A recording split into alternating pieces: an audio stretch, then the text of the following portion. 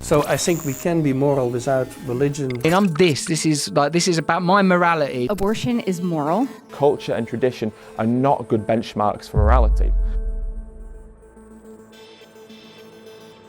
¿Quién decide qué está bien y qué está mal? ¿Los políticos? ¿Las personas con mucho dinero? ¿O los actores y deportistas famosos? ¿Cómo decide usted si algo es bueno o es malo? No hace mucho escuchamos la noticia sobre un famoso futbolista quien, en medio de una entrevista y frente a las cámaras, retiró una bebida gaseosa de la mesa. El impacto de este simple gesto sobre la compañía fue serio, pues de inmediato las acciones de la compañía cayeron por la sola suposición de que muchas personas dejarían de consumir esta bebida. ¿Dejaría usted de consumir algo por el simple hecho de que un famoso lo haga? Miremos esta cita de una fuente poco convencional. Esto fue lo que dijo Ben Affleck en un artículo para el New York Times. Las personas con un comportamiento compulsivo, y yo soy una de ellas, en todo momento tenemos un descontento general que tratamos de alejar. Intentamos sentirnos mejor con cosas como la comida, el alcohol, el sexo, apostando, saliendo de compras o con lo que sea. Pero al final eso empeora nuestra vida. Cuando empezamos a hacer estas cosas reiteradamente para que el descontento desaparezca, es cuando el verdadero dolor comienza. Se convierte en un círculo vicioso que no podemos romper. Por lo menos eso fue lo que me sucedió a mí. Todos hemos tenido alguna vez ese tipo de descontento general o de sensación persistente de que la forma en que estamos haciendo las cosas no es la correcta, y ese sentimiento puede agravarse y empeorar con cada decisión que tomamos. ¿Cómo podemos deshacer esa sensación tan molesta sin usar medicamentos, sin el abuso de sustancias o sin evadir la realidad? Primero que todo, para que usted pueda solucionar un problema, tiene que identificar la fuente de este. El problema es que la mayoría de las personas no identifican muy bien la causa y el efecto de sus acciones cuando los resultados no se ven de inmediato.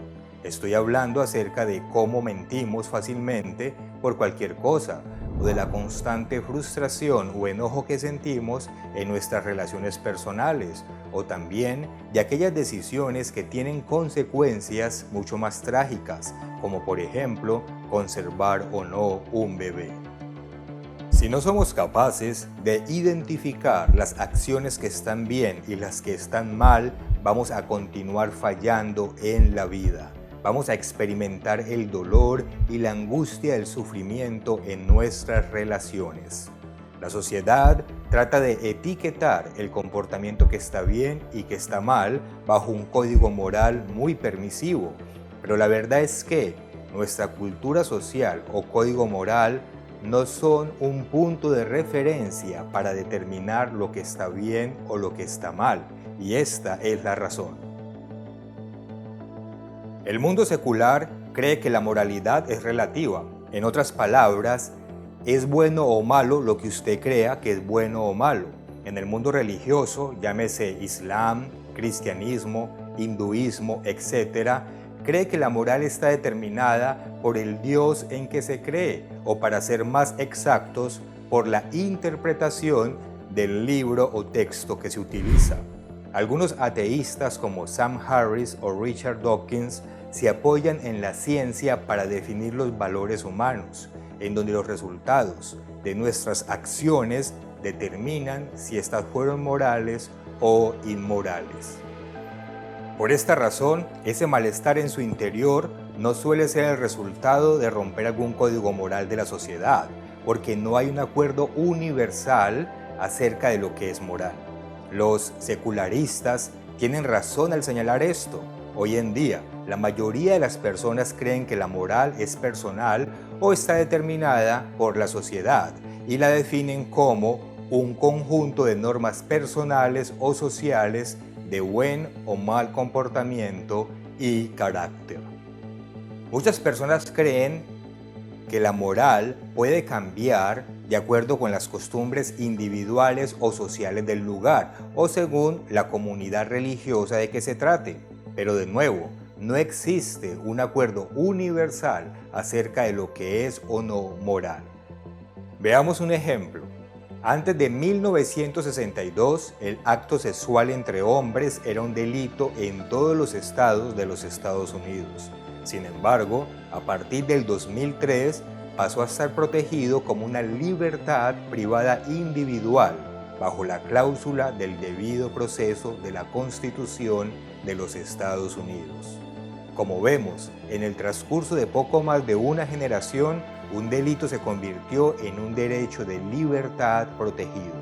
Y la sodomía es solo un ejemplo de muchos, pues también podemos ver lo mismo con leyes sobre la marihuana en países como Canadá, Uruguay o México, o el suicidio asistido en Holanda, Bélgica y otros lugares.